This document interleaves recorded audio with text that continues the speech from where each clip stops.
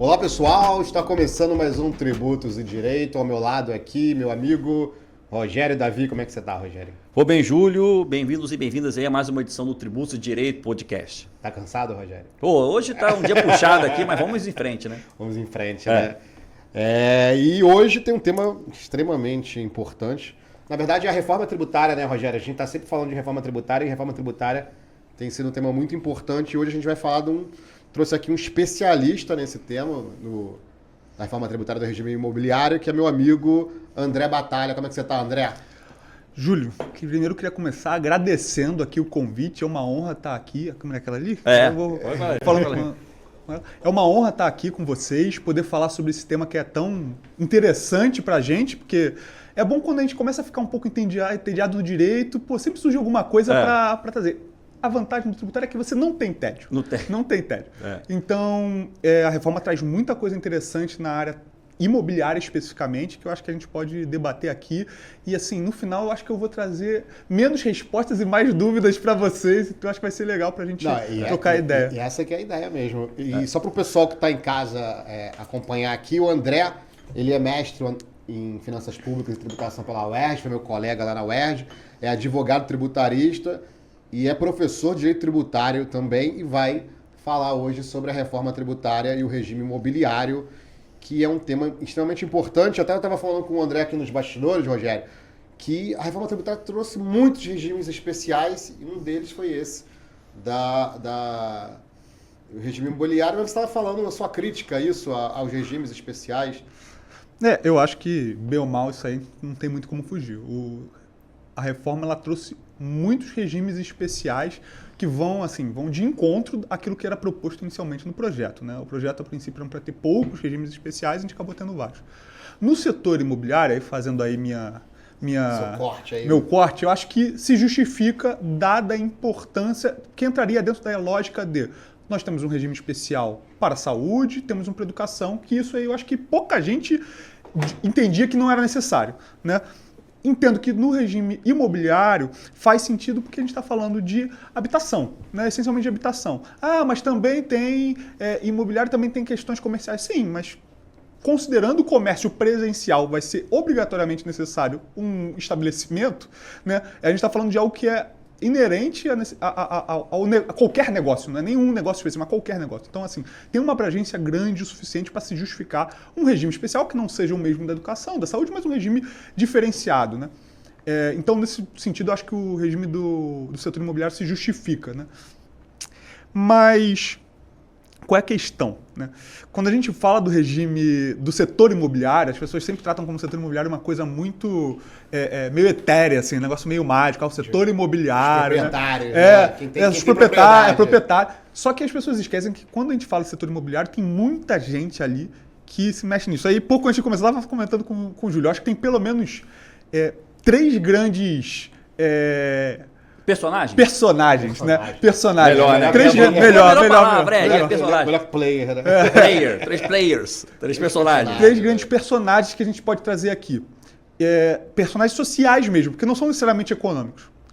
O primeiro deles que eu estava comentando, o Júlio e o Rogério até falando, caramba, nem me liguei nisso, né? Que eram os condomínios. Né? Quando a gente fala do setor imobiliário, né, boa parte do setor imobiliário gira em torno dos condomínios. Quando a gente fala de administradora imobiliária, elas giram de administração de condomínios e tudo mais, síndicos profissionais. E o que acontece? E aí, vocês me derem licença, vou pegar aqui o artigo para ler. Claro. A gente cola toda hora. Toda hora a gente olha aí pra gente o artigo aí. A Lei Complementar 214, né, que regulamenta a reforma e tudo mais, ela traz a previsão no artigo 26, logo o primeiro inciso, já prevendo que os condomínios edilícios estão excluídos dos contribuintes, não serão contribuintes do IBS e da CBS. Aí vocês podem falar, poxa, beleza, então o negócio está resolvido, né? O André está reclamando aqui, mas então é zero problema, né? É o artigo 251, não é isso? Não, 26. Lá no começo Não são contribuintes do IBS e da CBS, ressalvado o disposto do inciso 2, parágrafo 1º e tal, não interessa pra gente agora, inciso 1, condomínio edilício. Então, excluiu. O problema é que não para por aí, né? Todo bom inciso é acompanhado na lei por um parágrafo, né?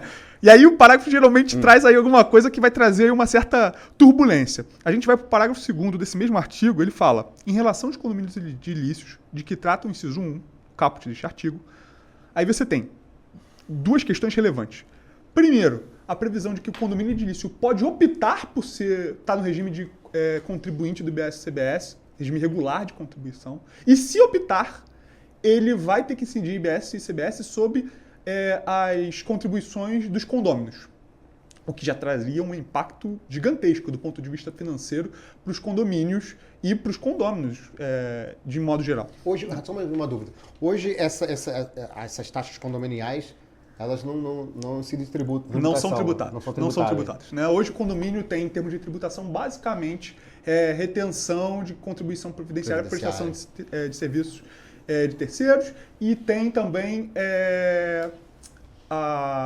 tem uma discussão específica, mas a princípio com isenção das locações de bens próprios. Né? Aquele condomínio que faz locação de salão de festas e tal, essa receita é isenta. Então, assim, não tem grandes problemáticas em relação a isso. Né? A realidade tributária dos condomínios está muito ligada às contribuições previdenciárias em geral. Né? Mas qual é a grande preocupação que surge aí? Né? A gente tinha uma relativa tranquilidade que boa parte dos condomínios, quando tem alguma receita extra, que não vem dos condôminos, geralmente é locação de bens próprios, locação de salão de festas, locação às vezes de loja comercial, que é do térreo, do condomínio edilício. Tipo locação da churrasqueira lá, olha, locação de churrasqueira. Churrasqueira. Por exemplo, tem muito condomínio que faz locação de área comum, né, para botar antena de celular, botar isso eu acho locação, mas a cota que você paga para usar alguma atividade, né? Interna. Salão de festa que tem lá e tudo, eu discordo do conceito de locação, porque não tem necessariamente uma obrigação nem de fazer ali. É mais ou menos assim, você só está reembolsando um ônus que o condomínio vai ter em função de uma utilização individual. Tem entendimento Ai, meu Deus. Tem uma solução de consulta, não vou me lembrar agora de cabeça qual que explana exatamente esse entendimento. Falando que se for locação pelo próprio condômino, não haveria tributação. Porque não tem. Qual é o problema disso? Que essa solução de consulta específica, ela tinha uma dificuldade agora que ela tratava de algo muito específico, ela não tratava especificamente de um condomínio edilício, se eu não estou enganado. O caso dela era daqueles casos de multipropriedade, o caso dessa solução de consulta, apesar do pessoal usar meio que indiscriminadamente para condomínio edilício. E tinha mais alguma problemática que agora não vou lembrar de cabeça, mas existe a solução de consulta falando exatamente isso. Tá? Mas você concorda com esse raciocínio? Tipo assim, a utilização pelo condômino da área. Agora, por exemplo... Mas já está preocupado que ele participa lá da administração do condomínio, né? Tem um prédio aqui que eu conheço um amigo meu aqui do centro, que os caras têm um outdoor lá em cima, aquilo gera uma renda grande para o condomínio. Então, outdoor, antena de celular, é outra situação, né? E realmente tem uma relação ali de obrigação. Eu concordo que é diferente. Eu só não sei se o Júlio vai concordar. Eu não sei. Dois advogados, agora você está em minoria, hein, Júlio? O problema não sou eu, entendeu? O problema é a receita. Mas aí cada um que tem que ser o posicionamento. Sim. Essa que é a questão. E assim, quando você vai falar dos condomínios especificamente, o pessoal está meio desesperado porque não sabe exatamente o que isso vai significar. Né? Quais são os casos que são relevantes? São aqueles casos em que os condomínios, e tem muitos condomínios que movimentam quantias substanciosas, em termos de prestadores de serviços, condomínio geralmente muito grande, que eles vão ter segurança terceirizada, vão ter limpeza terceirizada, muitas vezes eles têm serviço, às vezes, de manutenção, que é terceirizado com custo fixo permanente, exemplo, manutenção de interfones, manutenção de elevadores, piscina, isso tudo é terceirizado. E, às vezes, condomínio com muita infraestrutura, condomínio que tem ônibus do condomínio. Eles terceirizam o ônibus. E é isso tudo. O IBS-CBS vai gerar o que para ele? Crédito. Que ele, como não contribuinte, vão ser créditos que vão morrer. Para ele que não vai ter utilidade nenhuma. Né? E, às vezes, eles podem optar por um regime de contribuição normal se ele entender ou verificar que o crédito vai superar o que ele teria de pagar, pelo menos a princípio. Né? Isso pode ser interessante para tentar recuperar ali de alguma forma. Não sei. Eu acho que é o tipo de coisa que vai ter que fazer conta. Entendeu? Essa previsão que você falou, que muito embora lá no 26 fale que não sujeito passivo... Ele permite a possibilidade de... Aqui, ó. O parágrafo 2º diz, em relação ao condomínio edilício, de que trata o inciso 1 do caput deste artigo, que é falando que não é contribuinte, inciso 1 do parágrafo 2º. Caso exerça a opção pelo regime regular de que trata o parágrafo 1º, ou seja, ele pode optar pelo regime regular do IBS-CBS, deste artigo, o IBS-CBS incidirão sobre todas as taxas e demais valores cobrados pelo condomínio dos seus condôminos e de terceiros. Já tem um primeiro problema aqui de técnica legislativa que eles botam taxas numa lei tributária. Não precisava, eles deviam ter usado outro termo. Mas enfim, as contribuições condominiais, né? Que também contribuições é um termo ruim, mas por falta de termo, deixa aqui. As taxas condominiais que eles botaram, né? Vai incidir. Isso já é uma coisa problemática. Porque, beleza, o cara optou pelo regime regular. Eu entendo você falar que vai botar o IBS-CBS, no momento que ele optou por isso, nas locações, mesmo do salão de festas. Mas falar que vai cobrar das contribuições condominiais me parece um excesso legislativo. Usar essa base de cálculo, né? Eu acho meio... Tô pagando ali o condomínio e ainda vou ter que pagar o IBS em cima. E é algo que vai contra, talvez, a principiologia até constitucional, né? O sujeito tá ali, mora na casa dele, vai ficar mais caro o condomínio porque tem um tributo agora sobre ali a manutenção da habitação dele, né? E não faz aqui diferenciação se é condomínio edilício para fins comerciais ou residenciais, né? Então, assim... Deveria ter, né? Os condomínios que tem uma vertente, como você falou, né? Às vezes tem condomínios que são verdadeiros clubes, né? Sim. Verdade. Aí é outra história. Sim. Mas a grande massa das unidades aí do Brasil é condomínio, rateio de despesa. De moradia, para morar. Né? E isso tudo eu falei porque eu não falei do inciso 2. Do parágrafo segundo, que diz, problema aí. Caso não exerça a opção pelo regime regular e desde que as taxas e demais valores condominiais cobrados de seus condôminos representem menos de 80% da receita total do condomínio, aí entra. Figurará sujeito de incidência de IBS e ICBS, ou seja, ele não é contribuinte, mas é um sujeito, que ele diz aqui, sujeito à incidência dele. Eu entendo que ele virou contribuinte, mas não é esse termo que ele usa na lei. E aí, para fins de doutrinários, isso aí vai ser um show para você criar uma figura diferente. Explica de novo, André, não entendi. Vai ser... Menos 80% eu não entendi essa vai ser o seguinte, se as taxas condominiais, né, vou chamar de taxas condominiais, não chegarem a 80% da receita do condomínio, porque ele recebeu 21% de receita total dele. Quando tu vai olhar, 21% é aluguel de churrasqueira, aluguel de salão de festa, aluguel de uma loja comercial, outdoor, de antena, aluguel de antena e por aí vai. Ele vai cair nesse inciso 2. Se ele não optou por ser contribuinte do regime regular. Mas o inciso 2 torna ele obrigatório, então, se for nesse... Então, diz aqui que ele vai... Parece que sim. Diz aqui que ele vai ter se ele não fez escolha, mas a receita dele, que veio dos condomínios, não chegar a 80%, né? As outras receitas superarem 20% do total da receita, ficará sujeito à incidência de IBS e CBS sobre as operações com bens e com serviços que realizar de acordo com o disposto no inciso 1 do caput do artigo 21 desta lei complementar e apropriará de créditos na proporção da receita decorrente das operações tributadas na forma da linha A deste inciso, em relação à receita total do condomínio. O que eu entendo as outras atividades que não as taxas condominiais vão passar a incidir IBS e CBS. E a princípio, e aí o que eu acho que é confuso ele diz aqui, apropriará de créditos na proporção da receita decorrente dessas operações. Me parece meio óbvio, né? Ele só vai se apropriar dos créditos daquilo que teve a incidência de IBS e CBS. Então, tipo assim, só quando você fala que na proporção, e assim... Vou fazer um pequeno disclaimer aqui. Eu tenho uma certa restrição com relação às questões matemáticas. Porque, apesar da gente estar na área tributária, talvez nós sejamos dentro do direito o pessoal que mais está afeito a questões matemáticas. Eu tenho um certo carinho pela matemática. Antes de fazer direito, eu fazia engenharia. Então, eu gosto de matemática. Muitas vezes o pessoal vem com uma retórica jurídica que não faz nenhum sentido matemático. E isso aqui, para você falar, que vem pega os créditos na proporção dele, para alguém chegar e falar, olha só, ele tem, por exemplo, 30% das receitas são que não provém dos condôminos. Então, sobre isso vai entender esse IBS e CBS. Então, agora, você vai ter que pegar na proporção disso que vai incidir a receita. Então, não é sobre os 30% que vai recolher IBS e CBS. Vai ser, se é 30% do total, vai ser 30% dos 30%.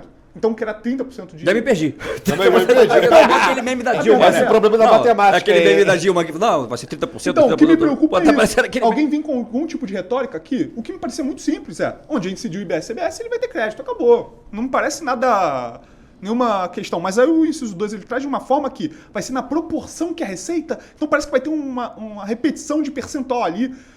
Eu acho que, assim, é óbvio. Não acho que gestores administrativos da Receita Federal mal intencionados vão criar alguma coisa para confundir. Não acho mesmo. Não, claro que não. Mas a legislação dá margem a interpretações confusas. Não, podia ter sido mais clara a legislação. Podia ter escrito uma escrita mais direta. Só para ver se eu entendi. Eu até agora não entendi. Vamos lá, o condomínio tem uma receita de 100 mil, que na verdade nada mais é do que o rateio das despesas lá dos seus condomínios. Sim, aí depois você vai olhar ali e fala assim, não, peraí, desses 100 mil, 80 mil são cotas condominiais dos condomínios. E 20 mil foi porque ele teve uma receita de locação de antena, um outdoor, uma loja comercial. Bota 21 mil, porque tem que ser acima de 20%. Tá. Aí, então foi 79 mil rateio de despesa e 21 mil receita oriunda. Aí nesse sentido... O que eu entendi do artigo esses 21 mil, você vai ser contribuinte de BSBS. Aquilo lá que você... Foi essa parcela da receita... Foi o que eu entendi. Entendi. E sobre o que, obviamente, você está recolhendo BSBS, você vai gerar crédito para você. Ok. Só sobre essa proporção. Só que a letra da lei é tão confusa que pode ser que alguém não entenda dessa forma. Esse é o problema. Essa que é a minha dificuldade. E aí, assim, em termos de confusão legislativa, na parte imobiliária, eu diria que a Lei Complementar 214 é razoavelmente pródiga em dispositivos ruins. Tá? E aí a gente daqui a pouco pula para outro. Você já falou do 251. E aí se a gente sai dos condomínios e pula para os proprietários, e aí vai falar da compra e venda, a gente passa a ter um outro dispositivo problemático. Então vamos lá. Então primeiro condomínio já player. O primeiro personagem. É o condomínio edilício. Que tem uma questão relevante. São, vou chamar de personagens sem o intuito econômico, né? São pessoas que estão ali se juntando, seja um condomínio residencial ou comercial. Sim. Nesse caso eu acho que é indiferente. Ninguém ali necessariamente está com fim econômico no condomínio. Eles não criaram uma empresa, criaram uma empresa para gerar atividade econômica. Né? Entendi. Então, assim, e que não estão tão afeitos às discussões tributárias em termos de receitas, empresariais e tudo mais, até porque boa parte das suas receitas são consideradas isentas. Né? E estão mais tranquilos e mais acostumados com a discussão mesmo envolvendo a retenção na fonte, de contribuição por prestador de serviço, né? Eventualmente eles fazem retenção na fonte de ISS, a depender do município, da exigência do município, mas coisas desse tipo de natureza, né? Não, nada que fuja muito disso. Então, existe um certo furor dentro dos condomínios, assim, já várias associações de condomínios já me chamaram para falar, para tentar desvendar ali, porque eles não sabem o que vão fazer. Eles só viram que estão lá falando do condomínio que eles podem fazer alguma coisa que eles não entendem muito bem o que é. E a gente tem que lembrar que no condomínio tem um sujeito que muitas vezes é extremamente leigo no assunto, que é o síndico. Tirando o síndico profissional, que aí tem por obrigação profissional se qualificar, se especializar nisso, o síndico que o pessoal chama no meio de síndico orgânico, né, que é o síndico o morador que se dispôs a ajudar. Assumir esse pepino, esse abacaxi. É o Rogério lá no prédio dele. Eu não sou síndico, não. Mas tu participa ali dos negócios. Deve estar no... Você participa das reuniões de condomínio? Não, participo. Dou uma força lá e tal, mas não, já deu um parecer jurídico. Não tá no conselho fiscal, não? Não. Aí... Não, fala. Não, e assim, é um pessoal que... não, isso que eu ia falar, desculpa te interromper. Claro. Cara, isso é um grande mercado para o advogado tributarista, né? Dos condomínios. Tô deprimido. Antes a tributação ali era exceção, agora pode virar a regra ali. Olha, IBS ou CBS aí. Se você for parar para pensar, o André Batalha, né, tá demonstrando pra gente aqui a mentira da reforma tributária que tá passando desapercebido. Começou, vai. O que falaram pra gente? Vamos instituir o IVA. O que é o IVA? Imposto sobre Valor Agregado. Sim. O que é valor agregado? Cadeia econômica, circulação de mercadoria entre os agentes ou serviço que vai compor o quê? Extração, beneficiamento, manufatura, distribuição, varejo e tal. Então, por que vai incidir esse imposto de valor agregado numa atividade que não tem uma cadeia de produção? Não é isso? Então, é uma tira de carada. A gente não tem IVA no Brasil. Tem IVA, claro, para uma parte da cadeia econômica, mas uma outra parte poderia criar um outro tributo. Vamos criar um tributo para incidir sobre locação. Ok, faz parte do jogo. Vamos colocar. Mas não é IVA. Não tem valor agregado. Aí fica esses puxadinhos e começa a complexidade. Deveria simplificar o sistema, né? Já começou uma complexidade. Tá vendo? Verdade. Condomínio edilício jamais deveria ser contribuído de IVA. Mas aquele condomínio tem uma receita superior a tantos por cento de locação de antena. Não é justo, está manifestando uma riqueza. Tem que recolher um tributo. Regra, né? Mas não é IVA. Cria um tributo para isso. Tributo sobre a antena do prédio. Eu não sei se vocês já chegaram a ver quando a gente mencionei a solução de consulta, né? Sim. Aí você pergunta, mas e quando você tem um condomínio que deu lucro, né? Efetivamente deu lucro. Como é que você faz isso? Tem uma solução de consulta que diz como é que você faz isso. Não sei se você já viu. Tá dentro da perguntas e respostas da Receita Federal. Doutor Júlio deveria saber. Não. Deveria ser superávit, nem Não, lucro. não, sabe o que é? Mas aí não é Sabe o lucro, que é um passa? superávit. É lucro, sabe de quem? Eles consideram lucro isso? É, dos condôminos. Ah, é na pessoa física que você tem que declarar Que isso, o rateio pelo percentual que a pessoa tem. Não fala isso não. Tô te falando. Fala isso não. Isso aí tá no manual de consulta. Seria como se tivesse valorizado a propriedade? É, exatamente. É algo que você... Porque se você deixou de pagar ou reduziu sua cota condominial porque teve um lucro ali, né, um superávit do condomínio, você teve um benefício econômico e a Receita Federal entende que aquilo é tributável na pessoa física do proprietário do imóvel. Que eu acho isso um absurdo sem tamanho. Mas assim, o que eu vou fazer? Né? É o entendimento da Receita Federal. Se eu não tivesse diante de um especialista, eu ia falar, não acredito. Eu ia falar, pô, não tem. Um amigo meu agora, ele mora num prédio ali perto do meu, ele falou que eles receberam agora uma dívida de condomínio grande, o imóvel foi a leilão, arrecadaram agora uma grana alta. Aí o condomínio tá lá, né, fazendo reforma de piscina, fez reforma de fachada e tudo. Cara, qual é a riqueza que o condomínio em si vai manifestar naquele momento? Nenhuma. Só quando vende o imóvel. Exatamente, ganho de capital. Ganho de capital, não tem exatamente. sentido. E diga-se de Eventualmente, passagem... né? Não, e diga-se de passagem, o condomínio em si, sobre condomínios atrasados, não tem qualquer ganho. Na verdade, ele está cobrando um débito que deveria ter sido rateado entre todos os condomínios que lá atrás os condomínios e o cara não pagou, ou seja, ele está com prejuízo. Sim. É um prejuízo que ele tinha e que não podia compensar, mas assim também não tinha nenhum valor e que ele está recuperando um prejuízo que ele teve. Né? Não faz sentido algum o sujeito ser tributado nesse valor, quesito, né? Na pessoa física do proprietário. Enfim. Não, pessoa física. Então, assim. Não sabia disso. Não, fica atento. Agora. Assim, tem que fazer aqui uma advertência que minha posição aqui é pessoal. Não. Porque a Receita e a PFN pensam. Mas assim, tem que olhar os pareceres deles lá. Mas assim, é uma coisa que é muitas vezes me soa até esdrúxulo, né? Quando você vai ver nesse meio dos condomínios. Porque o condomínio entra na situação de ser um ente não personificado, então não tem personalidade jurídica, e onde é que vai cair? Aí a discussão da Receita vai justamente isso. Como não tem personalidade jurídica, mas teve superávit, quem tem personalidade? Quem é que tem? São os proprietários. Né? E aí, assim, é uma confusão danada. Né? Mas aí não tributa só quando ele vender a propriedade, vai tributar não, ali. Não sei se você está entendendo.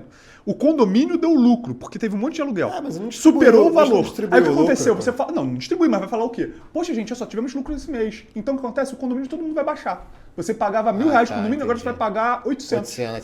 Então, em tese, você teve 200 de lucro. R$200 de lucro. 200 reais de aumento da sua renda. Exatamente. Aí vai pagar imposto de renda. E no imposto de renda da pessoa física, tem um local para você botar isso. Tem só... E você tem que pedir, supostamente, dos administradores de condomínio, o comprovante de rendimentos do seu condomínio. Para você poder declarar. Cara, Então, assim, Mas aí com o IBS e o CBS isso muda? Não faz diferença? Acho que para essa questão específica é indiferente, eu acho. Né? Mas a dúvida do síndico, que é o cara talvez mais leigo ali na questão, é: caramba, o que eu faço em relação a isso? Né? E que decisão eu tomo? E ele é o responsável por todas as decisões que o condomínio tomar. E aí depois ele tomar na cabeça por alguma coisa que ele pensou e eu acho que é melhor ser contribuinte. Não, eu acho melhor não ser contribuinte. Aí alguém faz o cálculo e descobre que não. Tem que consultar o Conselho Fiscal, né? Eu acho. Assim, fiscal. não querendo aqui já fazer um merchan nem nada. Mas independente disso, a verdade é, os condomínios hoje precisam buscar tributaristas que eles nunca precisaram, em regra, para fazer, no mínimo, um estudo. Para ver se faz sentido, uma consultoria assim, Porque, na verdade, os condomínios têm muito assim, advogado trabalhista, né? Porque tem a questão com os porteiros. E cívil, para ver o débito condominial. Fora isso, não tem um tributarista, né, ali de plantão, né? Agora faz, hein? Não sei. Tem muito condomínio que tem também penalista, tá? Mas de briga de condomínio. É verdade. Mas não tem tributarista, né? Não tem, olha só. Eu acho o seguinte, quando o condomínio ele obtiver uma receita, como essa que a gente sempre dá o exemplo aqui, locação de antena, né? Às vezes uma loja. Acho que ok, apesar que eu acho que é um erro chamar isso de IVA, mas ter ali uma situação tributária, né? Agora, tirante isso, cara, o rateio de despesas do condomínio, eu quero não acreditar que isso realmente vá ser incorporado de alguma maneira.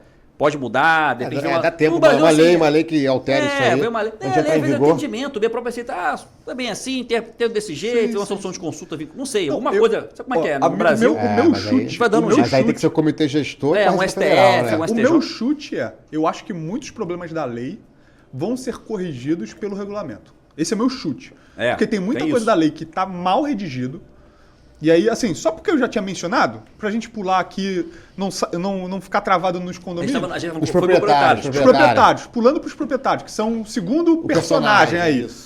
E aí eu falo, os proprietários pode ser tanto na compra e venda quanto na locação, né? Quando você vai lá pro artigo 251... Calma aí, que agora eu me perdi onde é que eu tô aqui no artigo. Ah, tá. Tava no 26 ainda. Você vai pro 251... Deixa eu só... Que é o capítulo que trata dos regimes imobiliários. Que ele vai tratar especificamente, porque agora a gente sequer entrou no regime imobiliário. A gente estava falando só lá do artigo 26, lá da parte introdutória da lei, que falava que mencionava os condomínios edilícios. Né? Mas o 251 diz quais vão ser as operações tributáveis e tudo mais. E ele traz uma questão interessante que é... Pessoa jurídica, a gente não tem dúvida. Pessoa jurídica vai ser contribuinte do IBS-CBS, ok. O que traz a gente aí, de um ponto de vista talvez de reflexão de mercado, muita gente, eu venho batendo nessa tecla, vai ter que repensar se vale a pena criar uma holding patrimonial para gerir o seu patrimônio. Ou não vale. Porque tem muita... Se vendeu assim, a panaceia da holding familiar e tal para gerir imóveis, que não é ruim, uma estrutura jurídica interessante, mas considerando que a pessoa jurídica necessariamente vai ser contribuinte do IBS-CBS e a pessoa física só em algumas hipóteses, vale a pena fazer a conta se o que você ganha de economia do imposto de renda, você não vai perder no IBS-CBS. Né? Esse cálculo precisa ser feito. Mas, vamos lá, só para ler para vocês aqui. Diz, artigo 251, as operações de bens imóveis realizadas por contribuinte que apurarem o IBS e a CBS no regime regular, ficam sujeitas ao regime específico previsto neste capítulo. Beleza. Parágrafo 1º. As pessoas físicas que realizarem... pessoa jurídica você supera e entende qualquer pessoa jurídica. Mas pessoas físicas são só nessas hipóteses. Eu vou pular aqui a parte de locação, que apesar de ter problemas, a questão mais problemática é na compra e venda. Diz, as pessoas físicas que realizem operações com bens imóveis serão consideradas contribuintes do regime regular do IBS e da CBS, sujeitas ao regime de que trata este capítulo, nos casos de, inciso 2, que vai falar de compra e venda, incisos 2 e 3 que falam de compra e venda. 2. Alienação ou cessão de direitos de bem imóvel, desde que tenham por objeto mais de 3 imóveis distintos no ano calendário anterior. A contrário do censo, o que eu estou entendendo? 3 ou mais imóveis no ano calendário anterior. Eu estou entendendo que o sujeito vender 3 ou mais imóveis, não, desculpa. Mais de 3 imóveis, que diz a legislação. Tá? Então 4. Eu entendo 4. Tá? Vai ter o parágrafo aqui seguinte que vai falar que esses imóveis têm que ter... Eu só não vou para não ficar lendo aqui os parágrafos. Tem um parágrafo seguinte que diz que esses imóveis têm que ter sido adquiridos nos últimos 5 anos. Ok? Só para completar a informação em relação a isso. Beleza. Então, para não especular, né? Sim, é justamente para pegar o sujeito, pessoa física, que já trabalha nesse setor compra e venda de imóveis. Então, alienação ou cessão de direitos de bens imóveis, desde que tenham por objeto mais de 3 imóveis. Tá? Distintos do ano calendário anterior. Ou seja, 4. O que eu entendo daqui? Vendi num ano 4 ou 5 imóveis. No ano seguinte, porque diz no calendário anterior, eu passo a ser contribuinte regular do IBS-CBS. Não importa que eu venda 1, que eu venda 2, que eu venda 3 imóveis. Vou ser contribuinte. Essa é a minha interpretação da questão. Tipo assim, você comprou a sua passagem para entrar no sistema. Exatamente. Vendeu 4 imóveis agora. Exatamente. Você ganhou a carteirinha do clube. Você é contribuinte. E não pode sair do clube? Não diz aqui. Mas eu entendo o seguinte. Você tem que vender 3 imóveis no ano, é isso? Mais de 3 imóveis. Mais de 3. Calendário anterior. 4 imóveis. 4 imóveis, tá? No calendário anterior, imóveis que você adquiriu nos últimos 5 anos. Que ele ficou 5 anos na sua propriedade. Ficou lá, você adquiriu nos últimos 5 anos. Vendeu 4 imóveis naquele ano, no ano seguinte, porque eu entendi dessa forma. Você fala que no calendário, no ano seguinte, não importa se você vende 1 ou 2, você vai ser contribuinte. Aí eu entendo que é o seguinte, se nesse ano você vender um único imóvel, 2, 3, não importa. Se você vender menos de 4, pro ano posterior você sai. Tá. Eu entendo dessa forma. Não, porque parece que para ficar uma coisa mais coerente, a lei está olhando para trás para te enquadrar como contribuinte do IBS. Sim. Mas aí você vai ter que pagar aquele fato gerador lá de trás? Eu entendo que não. Porque ele está falando no calendário anterior, então você olha para frente. Tá, aí o que você fizer naquele ano... A gente está em 2025. Aí em 2024 eu vendi 5 imóveis. Em 2025 você é contribuinte. Se você vendeu um imóvel ou 2, vai pagar. Ah, você passa a ser esse contribuinte Daquele ano. ano. Se você manter repetindo, vendendo... Foi dessa forma que eu interpreto, pelo Se menos. você não vender nenhum. Se você não vender nenhum, não paga nada. Não, mas aí pro ano seguinte você também Você sai volta, do sistema. você sai do sistema porque você não vendeu nenhum, vendeu menos de Cara, de isso 3. ainda vai dar... Isso dá uma, Não, tudo bem. vai dar uma Mas até aí interpretação você concorda comigo, dá pra entender. Dá pra entender, não. Essa E aí o inciso interpretação- 3, ele faz a mesma coisa, só que para imóveis em construção. Ele fala o seguinte, e é um imóvel só. Alienação ou cessão de direitos, no ano calendário anterior, mais uma vez, de mais de um imóvel construído pelo próprio alienante nos últimos 5 anos. Ou seja, você comprou um terreno, construiu um imóvel nos últimos 5 anos e vendeu, vai ser pro ano calendário anterior. Então, no ano calendário seguinte, no ano calendário seguinte, né, no ano atual, seguinte, né? você vai ser contribuinte. Então, dessa forma. Ok? Ou seja, e mais de um imóvel, tá? Repito aqui, ó. Mas aí você vai pagar o Esse é o IBS 200, e o Mais de um IBS. imóvel. Ou seja, se você vender 2 imóveis que você construiu, você é contribuinte. Se vender um, então que não, porque é mais de um. tá. O André, é o 251? 251. Mas aí você vai pagar Parágrafo o IBS, o CBS... primeiro, inciso 2 e 3. Hein, André? Lê aí. Vai pagar o IBS, o CBS e o ganho de capital também? Ganho de capital, gente, olha só. IBS e CBS na compra e venda de imóveis, eles são tributos novos. Eles não existem. Eles vão passar a existir para pessoa física. Porque para pessoa jurídica você ainda pode falar que tinha o PIS e a COFINS, tá? Mas não tinha ICMS e ISS. Na pessoa física, se você for contribuinte, vai ter, entre aspas, o PIS e a COFINS, né? Vai ter o ICBS e vai ter o IBS, além do ITBI, além do ganho de capital, que não sumiram. Vai ter uma... Vai. Uma Se você for coletânea de contribuinte. tributação. Mas perceba, nesse ponto, e aí fazendo justiça ali, apesar de ter várias críticas, houve uma certa preocupação. Você está pegando pessoas que venderam um imóvel, que adquiriram um imóvel em menos de 5 anos, e está num único ano vendendo mais de 4 imóveis, né? Então, assim, não é algo tão comum assim. Sim. Para trazer apaziguar aí o ânimo e trazer mais um pouco de como é que eu posso dizer? Acalento para vocês. Não, para mim não, pro Rogério. Não, eu não tenho imóvel. Mas aí tem a Vou pergunta. vender 4 imóveis. E se tu recebe de herança ou doação? A lei traz. Se você recebeu por herança ou doação, a ameação, a herança, a doação, você vai contar esses 5 anos quando o doador, de quando o de cujos adquiriu. Então, pô, se você recebeu uma herança com 10 imóveis, uma boa herança, pô, bacana, mas você não tem interesse em ficar com aqueles imóveis, quero dar liquidez àquilo, quero dinheiro. Vai vender? Não, a princípio, se for um imóvel adquirido há muito tempo, você não vai ter recolhimento do IBS-CBS, porque não foi um imóvel que você não está especulando, foi você recebeu um patrimônio, uma herança ou uma doação, porque também serve a doação, você vai contar do doador, vai contar do decurso. Então, assim, não é para pegar essas pessoas. Então, nesse ponto, eu achei que a legislação foi até bem pensada. Não é uma coisa para, pegar o cara que recebeu por... Para pegar o eventual. O eventual, entendeu? Pegar o é para pegar o cara que mesmo, vive daquilo, né? Mas essa dúvida que a gente estava aqui, eu lendo aqui o parágrafo 2º, que aí fala assim, então no ano anterior, então significa, mas fala o seguinte, se no próprio ano calendário... Exatamente o problema é esse. Problema O mal escrito é o parágrafo 2º. Lê aí, porque se superar esses valores, o segundo...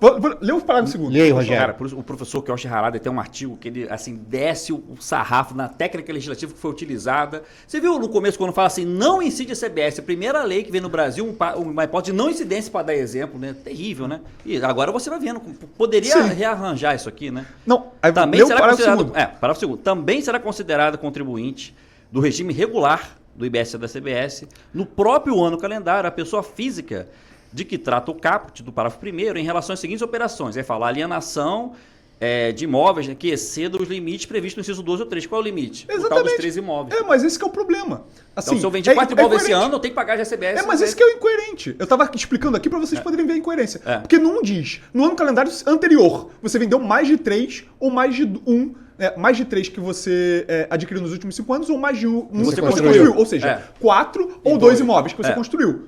Só que ele fala, vai ser no mesmo ano se você superar esses limites. Pô, mas qual é a diferença? Porque num é mais de 3, ou seja, 4. E no outro é mais de 1, ou seja, 2. E depois ali, mas vai ser no mesmo ano quem superar esses limites. Mas calma aí, qual é o limite? É 4? 2? Porque não está escrito aqui, nos 2 é mais. Nos 2 é mais. Você vai ser no ano seguinte se você vendeu mais de 3. Se você vai ser no ano seguinte se você vendeu mais de 1. E no parágrafo 2º diz, no mesmo ano se superar esses limites. Mas superar o quê? Aí superar os limites, dizendo que superar os limites seriam mais de 4. Não sei, pô. Você que tá falando isso. Eu não. Você que tá falando isso. Porque a legislação fala mais de 3. Ou seja, mais de 3 a gente tá assumindo, beleza, a partir de 4. Mas aí quando você fala mais de 3, você entende. A partir de, correto? A partir de 4, a partir de 2. Caramba, André. E ali ele fala no parágrafo 2º que quem superar esses limites vai pagar no mesmo ano. Aí a gente já tem o primeiro problema. Você tem que se perguntar qual o limite. Não. Você vai recolher nesse ano ou no ano que vem? Porque aí já tem um problema que você perguntou. Mas se o cara vendeu mais de 3, ele vai ter que recolher no mesmo ano? Não sei. Mas aí, de repente, assim, no ano calendário... Não faz sentido. Tá mal escrito, gente. Tá mal escrito. Concorda comigo que é uma coisa absolutamente incoerente. É incoerente. A pergunta seria, quando que eu ingresso no sistema? Quando você paga no mesmo ano. Porque, pelo que eu entendo no inciso 2 e no inciso 3, ele está te dizendo quando que você paga no ano seguinte. Sim. Quando que você é contribuinte no ano seguinte. Vai passar um ano inteiro como contribuinte. Mas o parágrafo 2º diz, você vai pagar no mesmo ano quando você superar os limites. Mas não tem limites ali. Porque se te falasse, por exemplo, no inciso, eu falo, era fácil de resolver isso, botar no inciso 2 e no inciso 3, falasse, quem vender mais de 3 e menos de 5, mais de 3 e menos de 5, quem vender mais de 1 construído, mais de 1 e menos de 3, beleza. Quem seria esse limite? Beleza, tá claro, 5 ou 3, né? A gente botou um teto máximo, botou um limite. Mas quando bota mais de 3 e mais de 1, não tem limite. Só que não tem limite nem para pagar no ano seguinte, nem pagar nesse ano. Isso aqui já tem um problema que vai judicializar, né? Não tem como. Não, tá incoerente. É incoerente. No português. Mas eles vão corrigir isso aí. O problema é que se corrige... Depois que veio o nosso podcast aqui, as explicações do André aqui, a dúvida que o André levantou. Mas o problema é que esse tipo de correção não dá pra vir no regulamento. Porque o regulamento não importa uma lei, legislador. Não importa a interpretação que vão dar no regulamento, eu vou judicializar, já tô avisando. Mas é óbvio. Porque o legislador vai corrigir isso vai ter alguma interpretação que vai ser... Não importa, você vai encontrar uma interpretação que vai ser melhor para o seu cliente e vai ter uma interpretação, ainda que a interpretação da Receita não seja a pior do mundo, vai ter uma interpretação melhor para o seu cliente. Vai ter uma interpretação que vai tributar uma certa galera que não é para ser tributada. Gente, tem um planejamento muito simples. Tem um sujeito que tem 10 imóveis, quer vender, vende tudo num ano e no ano seguinte você não vai ter imóvel, não vende nenhum, você não vai ser tributado. Pela letra do inciso 2 e no inciso 3, isso é permitido. Mas pelo parágrafo segundo, você não sabe quando é que é o limite. Mas aí você vai ter. Não, ele vendeu 10 imóveis, é um monte de imóvel. Tá, mas o inciso 2 e 3 não dá limite. Mas o 2 fala que é acima desse limite. Mas calma aí, é pra aplicar qual? Tem uma incoerência aqui, não tem lógica. Então, a Receita vai querer tributar e eu falo que não. Se ele vendeu 10 imóveis, ele só ingressaria no sistema ano que vem. Mas aí tem um dispositivo que fala, olha, mas no ano calendário, se ele vendeu mais, superar esses limites. Então, se ele vendeu 5 no ano calendário, eu tô te dando assim agora. Se no ano calendário ele vendeu 5... O cara já tá construindo a tese Presta atenção. Não, vê se tem coerência. No próximo episódio, a gente grava sem o Júlio aqui. O que a lei tá dizendo para conjugar os dois? Olha, se você vendeu 4, ano que vem você está no sistema. Mas se você vendeu 5, que você superou o limite, neste mesmo ano calendário, você já está no sistema agora. Não no ano que vem. Razoável essa interpretação. Razoável, muita coisa é razoável. Não quer dizer que tá na lei, né? Razoável. Não é isso. Cara, eu entendo sua interpretação, só não é isso que tá escrito. Eu já estou com saudade. Estou com saudade do CMS. Porque como é que o CMS resolvia isso? A habitualidade. Né? Sim. Pronto, resolveu o problema. É uma habitualidade. Então você virou contribuinte, não se diria CMS propriamente ali, né? Se quiser não dá tanta objetividade, né? Agora é 5, é 4, é 3, aí... Então até 3 não é habitual. Então o cara vem 3 todo ano, não é habitual. Provavelmente o cara... é habitual. Não, se ele vender 3 todo ano, é absolutamente habitual e ele não contribui nunca. E não contribui nunca. Verdade. O sujeito que deu um azar, vendi 5 e recebi, sei lá, uma herança, tive que vender para poder pagar o ITCMD. Herança, pelo menos, a legislação já falou. A herança na herança, o sujeito, porque paga ITCMD, né? Mas, mas o cara recebe, que às vezes ele tem que vender para poder pagar as despesas do inventário. Muito comum isso, né? Se vendeu 5, virou contribuinte, não é habitual. Pelo menos isso, não. Porque você tem que ver que tem que ter sido adquirido nos últimos 5 anos. E para a herança, ele especificamente diz, é o parágrafo, se você quiser olhar, é o parágrafo 3º, se não tem nada. O parágrafo 3º ou o parágrafo 1º? Deixa eu olhar aqui. Para herança teria uma exceção, não precisa estar na propriedade. Não. Ele diz que a contagem desses últimos 5 anos é do decujus. Então, assim, se o herdeiro... Calma aí, deixa eu só ver qual que é o parágrafo. É o 251. Parágrafo 4. 255, parágrafo 4. Caso de bem imóvel recebido por meação, doação ou herança, o prazo de que trata o parágrafo 3º, são os 5 anos, tá? Desde que esse artigo será contado desde a aquisição do cônjuge, meieiro, do decujus ou do doador. Ou seja, você conta em relação a quem te passou. Se a pessoa que faleceu, né, vamos supor, herança, adquiriu um imóvel recentemente, pouco antes do falecimento, de fato, aí você pode ser contribuinte. Mas se ela adquiriu, como normalmente é o caso, há muitos anos, já tem aquele patrimônio construído de muito tempo, não vai entrar. Né? Então, pelo menos em relação à herança, tem essa saída. Mas assim, para mim, me parece que eu louvo o esforço do Júlio de tentar achar uma interpretação que faça sentido. Isso aqui, né, que eu falei. No calendário, se no ano calendário você vendeu mais de 5, você já é contribuinte. Se no ano anterior você vendeu mais... Eu entendo que é razoável, Eu só não é o que está escrito. Assim, novo, razoável é. Vou pensar. Tem muitas interpretações para contribuinte que eu acho absolutamente razoáveis também, você não concorda? Não, eu se for razoável, eu concordo. Sim. O que a Fazenda concorda, faz lá, é outra coisa. Não, sim, mas a questão é, eu acho que a técnica legislativa foi ruim. E aí você trazendo, assim, falando de técnica legislativa ruim, que é outro problema pra gente... Tá cheio, não, nossa, eu lembro muito desse artigo continuando do pessoal da compra e venda. Continuando do pessoal dos proprietários, né?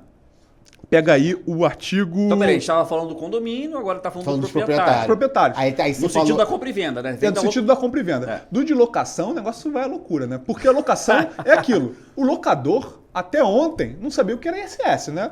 Beleza. Entendo que não era serviço também. Estou de acordo com o STF. O problema é, ele agora vai receber o IBS. E eu estou falando de receber o IBS porque o sujeito que era, por exemplo, pessoa jurídica, já recolheu o PIS e a COFINS. Né? Então, assim, CBS dá para entender que já estava mais ou menos ali internalizado. Sim. Mas o IBS não. E quando a gente fala de locação por Airbnb, eu acho que vai se tornar bastante pouco atrativo para muita gente. Por quê? A legislação, a 214, fala que em locação de que ele chama de até 90 dias, né? Por temporada até 90 dias, vai incidir o sistema de tributação dos hotéis.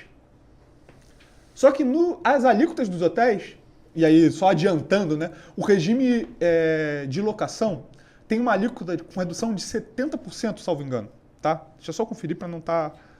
Sou péssimo de lembrar isso de cabeça. O regime de locação tem uma redução de 70% da alíquota base. Tá, do IBS e CBS. Seja, se a alíquota é 28%, vai ficar na faixa de 6, tanto, que é o que se recolhe hoje, basicamente. É só pra gente jogar aqui, facilita a nossa vida. Se for 30%, vai pagar 9%. Né? Só pra facilitar... Vai fazer a conta aqui na calculadora, já não... Vai arredondando aí que... Tá, e aí quando você vai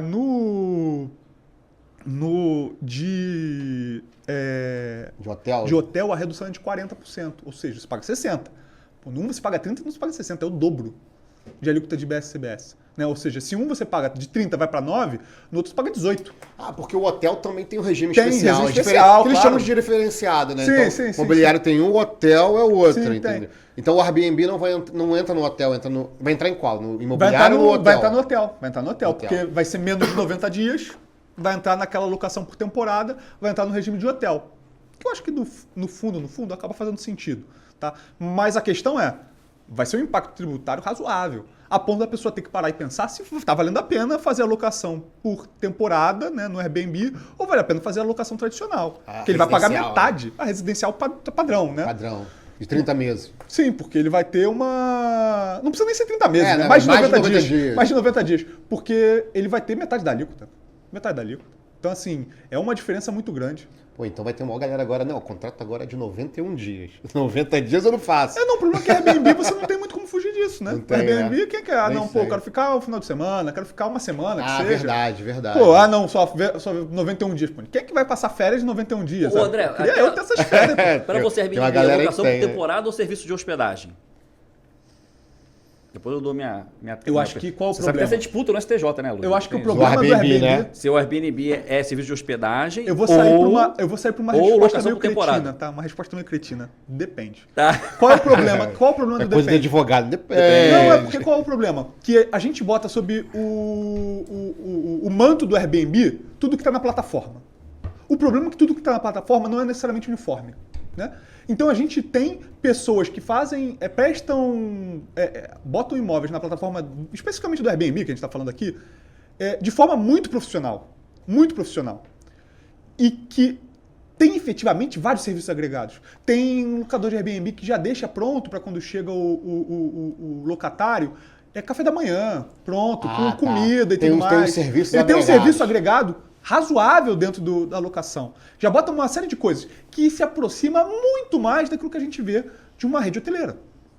Enquanto isso, a gente também tem um locador por temporada no Airbnb que simplesmente cede as chaves. E tá aqui as chaves, tem aqui os móveis, pega a chave na portaria, tem geladeira, tem micro-ondas e você que se vire. Você entrega a casa limpa, né? Mas é isso. É algo muito simples de você entregar o imóvel. Enquanto que no outro você vê efetivamente, eu diria, um serviço de hotelaria, de experiência. Pode ser de hotelaria, serviço, uma experiência de recepção do hóspede. É. Você tem você tem um locatário, no outro você tem um hóspede. Isso. Né? Então, assim, eu acho que talvez... E aí, esse é o problema, mas está todo mundo dentro da mesma plataforma. E você fazer essa identificação não é algo simples, não é algo... Eu acho que, de ponto de vista de praticabilidade, eu não acho que é possível da Receita fazer essa identificação, entendeu? De quem quem é que oferece uma coisa diferenciada até para se destacar. A não ser que a plataforma qualificasse. Qualificasse. Igual os deliveries qualificam, isso aqui é bom. Esse aqui é premium, né? Ele tem super, porque ele isso tem... aqui é gourmet. Mas a questão que está em discussão... Então, assim, eu diria que nesse caso, o sujeito que oferece um serviço, efetivamente um serviço, né, com algo diferenciado, uma experiência de locação, eu acho que ele faz sentido ele se enquadrar num serviço de hotelaria.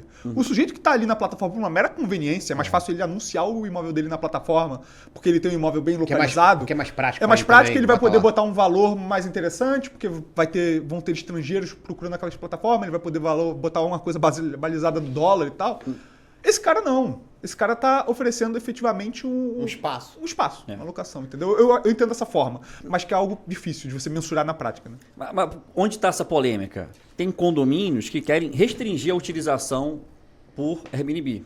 Porque, afinal de contas, você utiliza muito mais, às vezes causa confusão, tem muito, não sei o que. Então, qual é a tese? Onde estão os advogados discutindo lá no STJ? Fala assim, olha, se for considerado locação por temporada... Isso é um direito inerente de propriedade, o condomínio não pode limitar em convenção coletiva nem por numeridade. Agora, se for considerar o serviço de hotelaria, tem uma lei que fala serviço de hotelaria específico para atividades e tudo e tal.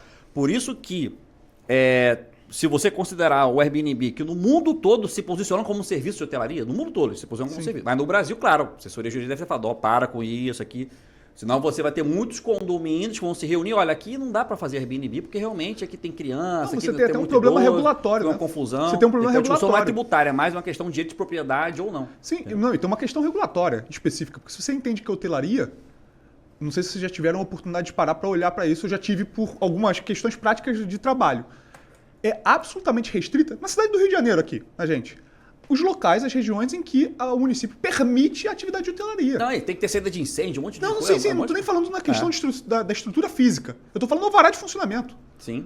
Várias regiões nobres da cidade, mas que estão em, às vezes, ruas internas e tudo mais, não tem, pela legislação do município, possibilidade de ter um hotel ali. Não vai, se procurar o alvará, não vai sair. Entendi. Mas o cara entra como residencial, aí pode.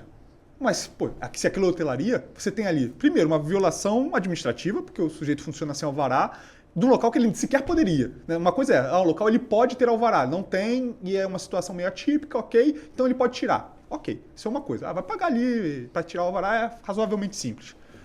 Outra coisa ele sequer poderia ter, é uma atividade irregular no local irregular. Né? Então, assim, você tem uma situação que é razoavelmente complexa, né? Sim. E de ponto de vista direito civil, condominial, né? Você tem pessoas que, com as várias construções que a gente tem aqui no centro do Rio de Janeiro, né? Com ideia de renovar o centro da cidade, boa parte dos anúncios eram, aqui já tem na convenção previsão de que pode Airbnb. Eu não sei se vocês já chegaram a ver isso no Renovação, vários falando isso. Pode Airbnb. Conheço mais de uma pessoa, e eu me incluo nisso, que me afastei do projeto porque eu falei, não, pode Airbnb, eu não quero. Porque eu estava procurando imóvel para residência. E assim, o meu prédio a convenção proibiu. E eu falei, olha, eu não... A convenção proibiu. Proibiu. Mas tá aí dando problema, tá dando problema de assalto. Tá vendo? Mas aí se um determinado vizinho quer alugar, ele entra na justiça e fala, não, peraí. Eu posso alugar, a lei do inquilinato me permite, ou a convenção não pode impedir eu de usufruir, né? É o direito de propriedade, né? Não pode, né? Entendeu a confusão? Eu acho que pode, não pode não? Não pode. O condomínio, o aluguel por temporada, a princípio, não. Não, o aluguel por temporada é Airbnb. Qual a diferença de um pro outro? Então o Airbnb... O Airbnb não tem muita fiscalização, sei lá. Então, não tô criticando o Airbnb para depois a gente usa então o Airbnb é serviço de hospedagem, entendeu? Entendi. O argumento é isso. Serviço de hospedagem, o prédio não permite hotelaria aqui dentro. Sim, exatamente. O argumento tem que ser esse, então. Essas teses principais, eu não acompanhei, mas eu vejo como curioso, né, do direito, né? Mas tem essa polêmica agora, né? Que uma hora vai se... Mas aí se for serviço de hotelaria, uma tributação menor ou maior? Maior do que de locação. Maior de locação, a alíquota é o dobro, né? É o dobro. Entendi. A gente, usando aqui a nossa alíquota Agora essa tese vai vir pro lado do tributarista também, porque se for pelo CBS, o cara, não, então isso aqui é serviço de hotelaria. O problema é que a lei sequer, nesse ponto, acho que está bem claro, que a lei sequer falou em serviço de hotelaria, não, falou, ó, locação com menos de 30 dias. Não importa se é locação por temporada. Falou locação de 30 dias. Menor que 90 dias, desculpa. Menor que 90 dias. Deu prazo. Menor que 90 dias, tributação de hotel. Acabou. Ah, é? Então, assim... Então o Airbnb é hotel agora. A preocupação do a lei fortaleceu esse argumento. A lei complementar 214. Deixa eu tentar mais... Deixa eu ficar mais objetivo. Sua convenção agora começou a ficar mais protegida lá. Porque assim, você vai alugar aqui por final de semana... Não, porque acaba tendo um rodízio de pessoas num prédio residencial de pouca... Às vezes, assim, tem 10 andares o prédio, mas uma unidade está alugando que nem... Freneticamente. Aí o elevador é antigo. Uma coisa é os moradores usarem, outra coisa é vir freneticamente, vários Airbnbs usando, já usa mais despesa, mais de elevador. Eu acho que, considerando que a gente está na cidade que não é exatamente conhecida pela segurança pública, né? Isso, né? Muita gente preocupada e me parece com muita justeza é a segurança, né? Você teve casos aqui no Rio de Janeiro de sujeitos que alugaram por Airbnb um apartamento por uma semana, passaram o tempo todo dentro do apartamento monitorando o horário dos condôminos. No final, quando encerrou a locação, eles passaram e roubaram o prédio inteiro. Caramba. Lá no meu prédio, a gente reuniu pra ver por causa disso. Teve um caso desse, acho que quando a gente viu, o cara tava na televisão sendo preso. Esse cara deu o cara lá, o cara lá. Ele proibiu, avisou a proprietária que morava em outro lugar, em outro estado, que ela nem tava nem aí, né? Plataforma, o dinheiro tá entrando, eu não tô nem aí, quem tá lá. Mas se o STJ falar que o Airbnb é locação por temporada, aí do inquilinato, sua convenção se tornou ilegal. Se alguém entrar lá e questionar, não, por exemplo, né? Sim. Entendi. Entendeu? Então... Agora, se falar que não, que é serviço de hospedagem, totalmente legal. Serviço de hospedagem, o condomínio tem que consentir, inclusive, por unanimidade, né? Que muda a destinação do condomínio. Mas a STJ não tinha decidido isso? O STJ tinha entendido. O que o STJ tinha visto que o STJ tinha entendido. Eu acho que uma sessão, quer dizer, as turmas julgaram. O que eu vi a decisão do STJ é que ele determinava que expressamente tinha que ter na convenção, autorização. É isso, se não tivesse nada, era vedado. Que eu me lembre, eu não me lembro, tem tempo que eu li essa decisão. Foi nisso que a gente se baseou. O que eu tinha visto era isso. O STJ tinha entendido que para ter Airbnb tinha que ter autorização expressa na convenção. Até por isso que ninguém vai ter, né? Nos prédios antigos ninguém vai ter. Essas novas no centro estão todos prevendo, mas os antigos não. Entendeu, né? Pelo menos assim, dentro do recheio do raciocínio, o que entendeu? Entendeu que é serviço de hospedagem. Porque se entendesse que a lei do inquilinato, não tem essa exigência da lei do inquilinato. Você não pode botar no seu condomínio, a lei do inquilinato não se aplica nesse prédio. Não pode. Sim. Entendeu? É uma outra situação. Aí vamos lá. O primeiro personagem do condomínio, olha o segundo... Nossos bastidores aqui, o Juan que tá ali nos bastidores botou. Conforme decidido pelo STJ, no recurso especial 1.884.483 no ano de 2021. O Juan deve estar cheio de Airbnb.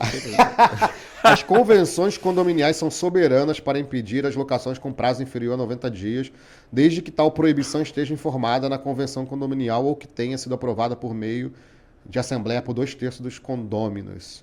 Ou seja, a convenção pode proibir. Pode, E não usou assim, usou só 90 dias, menos de 90 dias pode proibir, foi o que a gente fez lá. Deve ter sido a interpretação exatamente essa, menos de 90 dias é serviço de hotelaria.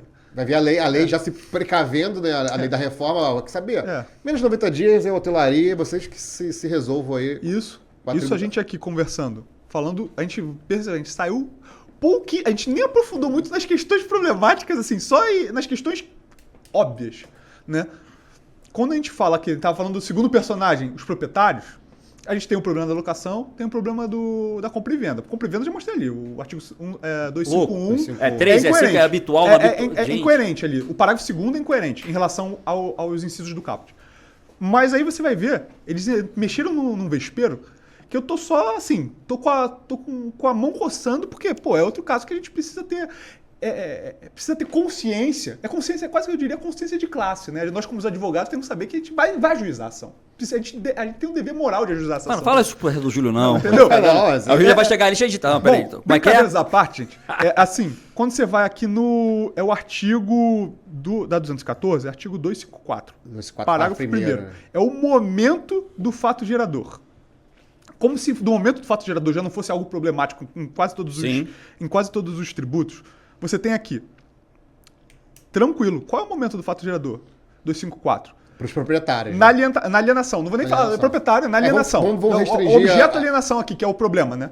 Ele fala, considera-se o momento fato gerador na alienação do bem imóvel no ato da alienação. Pô, direito civil, qual é o momento da alienação? No direito civil, registro no RGI da escritura pública. Mas aí não. Pô, mas é isso. Mas é isso. Por que não? Mas a lei não está falando isso, não. Mas como isso passou pela procuradoria, você vai no parágrafo 1º. Para fins do exposto do inciso 1, caput deste artigo, considera-se alienação a adjudicação a celebração, inclusive, de qualquer ajustes posteriores de contrato de alienação, ainda que mediante instrumento de promessa, carta de reserva com princípio de pagamento ou qualquer outro documento representativo de compromisso, ou quando é implementada a condição suspensiva que estiver sujeita à alienação. É tipo assim, fizemos o contrato O STJ vai ter que colidir com o Código Civil. Se eu chegar e falar, você falar, pô, queria comprar tua casa, eu ia falar, pô, tranquilo. Apertamos a mão. Não precisa nem apertar a mão. Não, só contrato falar. oral aí, porque ele tá falando qualquer documento, Qualquer coisa tá documento. valendo. Qualquer contrato aqui tá valendo. Mandou um WhatsApp, eu vou comprar seu apartamento. Opa, IBS, parece aqui, ó. Parece a Receita Federal. Opa. Caraca! Mas o que o CTN fala? Que não cabe a lei tributária alterar institutos do direito privado, né? Não é isso? Eu entendo que sim. Mas aí você vai poder falar, vai ter sempre um argumento falando, não, mas essa aqui é lei especial, tá tratando de 2 tributos de forma específica. Pô, mas vai revogar o Código Civil? Vamos pegar um exemplo. Ele não tá. Eu tô fazendo advogado de diabo. Sim. Tá? Eu acho essa interpretação absurda e bizarra. Acho que, inclusive, caberia ali uma argumentação de inconstitucionalidade desse parágrafo. Claro, mas vai ter sido vetado pelo Mas presidente. assim, no mínimo, vetado. Mas assim, a questão de inconstitucionalidades à parte, que eu acho que assim, é discutível, é uma interpretação que é bizarra, do ponto de vista do direito civil. O direito civil é muito pacífico no sentido de que a aquisição do bem se dá com a celebração. Inclusive, a transferência da propriedade. A transferência da propriedade, que é a transferência do imóvel. É ali o momento que tu ocorre a transferência do imóvel. Inclusive, discussões que já rolaram anos e anos e anos e estão pacificadas no âmbito do ITBI, que é, se eu registrar no registro de imóveis a promessa, tem que recolher ITBI? Não. Pacificado que não. Pacificado que não. É promessa, você não teve transferência da propriedade. Se eu celebrei uma promessa por escritura pública, que para registrar pode até ser por escritura particular, por instrumento particular. Cheguei lá, preciso recolher ITBI? Não, pacificado que não, posso registrar no RGI, tá tranquilo. Mas o CBS não. Agora, promessa pode. Ele fala, qualquer momento. E ainda tem um problema, tá? É óbvio, se você celebrar por instrumento particular e você não levar a registro, a Receita só vai descobrir isso se você mencionar expressamente essa promessa na escritura. E aí tem como identificar. Mas se não mencionar, isso não vai ser identificável. Mas se você quiser ter um pouco mais de segurança, registrar, porque pode ser uma compra a prazo, ou ter um prazo específico, vai liberar ali, o que é super comum. Fiz ali um instrumento de particular de compra e venda, registrei no RGI, mas, tá ali dependente da aprovação de financiamento, tá pendente da liberação de FGTS, que pode levar ali 30, 90 dias. Acontece. Sim. Não. Paga IBS, CBS. Você já começa a ter que encarecer as entradas dos imóveis, porque agora, se você for receber qualquer entrada, promessa ou não... E é sobre a base de cálculo, não é sobre o valor do imóvel, não é sobre a entrada. Cara, é sobre olha o valor a enrascada que nós enfiamos em comunidade tributária que nos acompanha. Tá, mas então deixa eu pensar aqui. Fez o contrato de compra e venda, já paga o IBS mesmo que você não registrou ainda. Então, pelo que tá aqui, na lei. O momento fez a promessa. Pagou ali, ele o aspecto temporal do fato temporal é ali. Então, assim, se você não declarar, e aí aqui, quando é que vai ser essa declaração? Aí são coisas que a gente vai ter que especificar depois, quando vai ser esse pagamento e tudo mais. Você pode já estar em atraso. Vamos supor que você levou 90 dias. Já perdeu o prazo, no mês seguinte. E aí, às vezes você dá arras, as arras não são confirmatórias, né? Não são. O sinal já está comprando. Não, e sabe qual é o problema? O comprador, terceiros de boa fé, mas eu não afasto a possibilidade de colocar uma loucura aí de não, mas ele é responsável tributário, porque afinal de contas ele teve interesse no fato gerador, ele comprou, mas como é que eu vou saber se você vendeu 3 imóveis ano passado? Entendeu? Olha a loucura que vai ficar o cenário simples que venderam pra gente. É simplicidade não existe. Não, e aí você ainda tem... Não, acho que simplificou sem alguma coisa, mas em compensação está levando aqui, onde não existe valor agregado, né, a gente percebe fizeram houve aí um jogo, uma malemolência, né? Para poder falar que tem. Distorcer, né? Igual também eu vi várias pessoas criticando a questão do sistema financeiro, a operação de crédito, né? Que não é uma operação de valor agregado. Aí você vê muito contorcionismo, vira jabuticaba. Eu tenho medo de jabuticaba em matéria tributária. A gente tem até orgulho de alguns jabuticabas em outros cenários, né? Mas na matéria tributária dá nisso, cara. da insegurança jurídica. Insegurança jurídica afasta o progresso, porque o que leva a sociedade a progredir é a confiança no futuro. Quando você não confia no futuro, você simplesmente mete o pé no freio. Porque você não sabe o que vai acontecer. Não, com certeza. Eu vou comprar um imóvel agora do Com Júlio, não sei certeza. se ele é contribuinte, daqui a 5 anos chega na minha porta, ó, devedor solidário. Ele vendeu 10 imóveis, sumiu do Brasil e agora você tem que pagar o imposto da operação dele. Isso vai acontecer, tá na cara. Isso aí a gente vai ter que esperar o futuro. É. Ou E a gente marcar um próximo podcast, né? Com o André, já várias batalhas, né? Não tem como fugir da brincadeira. Já tem batalha do sobrenome, né? Tem várias batalhas aí. Porque, assim, causa uma insegurança muito grande. E você falou, o comprador está de boa fé ali. Mas e o adquirente em leilão? Que ele é o comprador e ele é contribuinte também. O adquirente de imóvel em leilão, ele é o contribuinte. Mas independente dessa regra de Independente 3... dessa regra. Então, assim, você vai encarecer as operações de leilão, o que vai dificultar uma questão muito simples. Hoje, vender imóveis em leilão, ainda que seja algo vantajoso, não é algo tão simples assim. Tem a burocracia. Você tem burocracia e você nem sempre o valor vale a pena. Nem sempre o valor vale a pena. Né? Hoje em dia você tem pessoas que são grandes devedores, às vezes até, e eu não estou falando de pessoas de má fé não, tá? Às vezes o cara quebrou mesmo, perdeu tudo. Né? Quem trabalha com o direito empresarial falência sabe disso. A pandemia quebrou um monte de gente. Quebrou um monte de gente, o cara quebrou e tomou penhora nos patrimônios que tinha e os imóveis não cobrem os débitos. Isso acontece.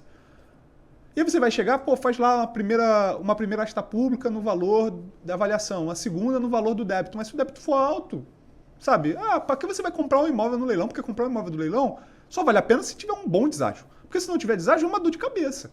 Você tem que desocupar o imóvel, você tem que ver se o imóvel... As outros débitos tem que se habilitar em todos os processos que pioraram aquele imóvel para avisar que você adquiriu o imóvel. Então, assim, você tem que ter um custo aí de esforço. Um custo de aquisição que é muito maior do que se lembrar uma escritura pública.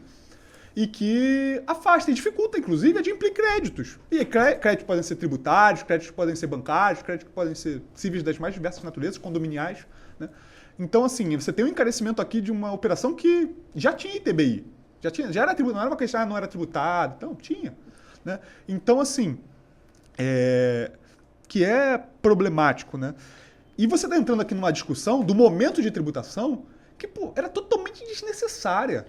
E super problemática. Gente, quem lê isso e está envolvido minimamente no direito civil, na parte imobiliária, sabe que isso aqui vai dar margem a 1 milhão de judicialização. Como se as receitas quisessem, tudo que eles querem é processo novo, tese nova, para a gente ficar brigando até o infinito. Assim, se tem uma coisa que eu acho que a reforma trouxe de bom, tem uma vantagem, que eu acho que de fato isso é uma vantagem, a gente tem uma legislação só. Tem uma lei só, Lei Complementar 214. A gente sabe quem é o... Todos os problemas que estão nessa lei. O problema está ali. O que facilita quando você tem, você tem a lei do estado tal, do ICMS do Rio de Janeiro, do ICMS de São Paulo, do ICMS... ISS, então... ISS de cada município. Aí o negócio vai de infinito, né? Mais de 5 mil municípios, aí não acaba nunca.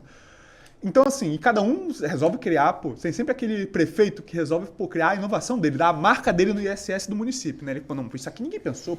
Lei fulano de tal, essa é a lei fulano de tal. E aí o cara vai e cria uma inovação ali que vai gerando briga ad eterno no judiciário. Então, acho que você ter uma única lei ajuda a facilitar. A gente vai começar a ter as brigas das justiças, né?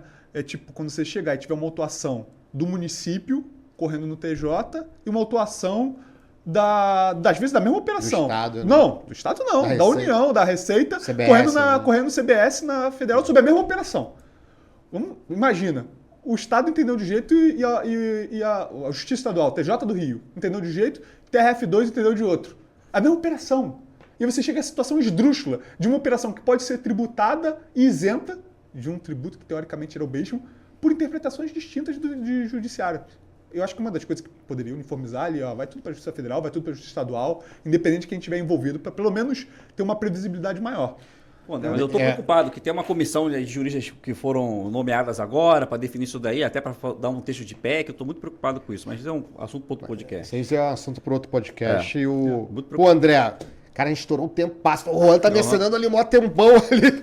André, quero te agradecer a tua disponibilidade, agradecer o teu conhecimento, né? A gente se conhece há um tempão lá do Meixão da UERJ, você é um especialista imobiliário, eu quero agradecer muito a sua participação E dizer que foi um prazer pra gente aqui, né, Rogério? Já tá convidado a voltar, porque a hora que isso tudo for implementado, vai ter mais problema ainda. Sim. Olha, eu tô aqui à disposição, às ordens, quando quiser. A gente sequer falou do terceiro agente, que eram as construtoras. Então já só para deixar aí lançando as construtoras. Só para então, deixar pro próximo podcast. Verdade. A gente já falou que eram 3, né? Como eu falei que eram 3, só para quem ouviu falar, pô, ele falou de 3. Você falou 2, eu só falei de 2, só falei dos proprietários. A terceira vocês vão ter que acompanhar a segunda parte desse episódio, né? Desse podcast de reforma tributária e imobiliária. Da Constituição Civil.